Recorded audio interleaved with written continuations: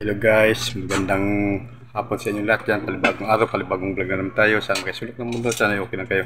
Mga kababay, araw ng Lunes, araw din ng kaarawan din ng asawa ko. At sa ngayon, ay kontising handa para sa birthday niya. Okay mga kababay, sambahan niyo ako sa vlog na ito hanggang sa dulo. Maraming salamat, ipakita ko lang sa inyo yung mga niloto din niya. Same lang din sa dati.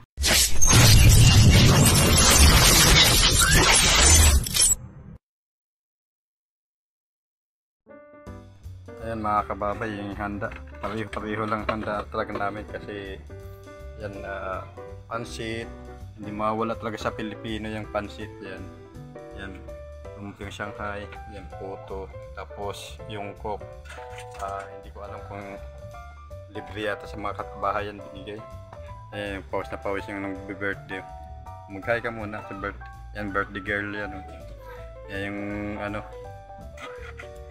birthday ngayon, halos magkasunod lang kami ng buwan na birthday. Nauna lang ako ng buwan. Yan lang yung handa na niya sa birthday niya. Hindi sana magkahanda kung hindi napadala ng kapatid niya ng panghanda. Kasi wala talaga kami kapira-pira. Galing sa kapatid niya yung panghanda niya.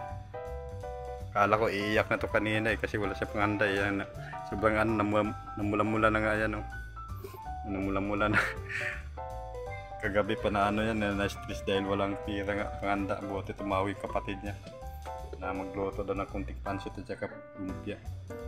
Papasalamat kami kay Ate Josa. Maraming salamat Ate Josa. At saka kay Noy Jojo, yung stepfather namin. Stepfather namin na nagpapaluto ng lumpia yan. Shout out kay Ate Josa at kay Noy Jojo sa stepfather ko. Yung sa kapatid niya, shout out yan. Alright, at magbibihis muna ako, karating ko lang. Hanggang dito na lang, maraming salamat. Pinakita ko lang yung handa ng asawa ko sa birthday niya ngayon. Happy birthday pala. Okay. Thank you. Bye-bye.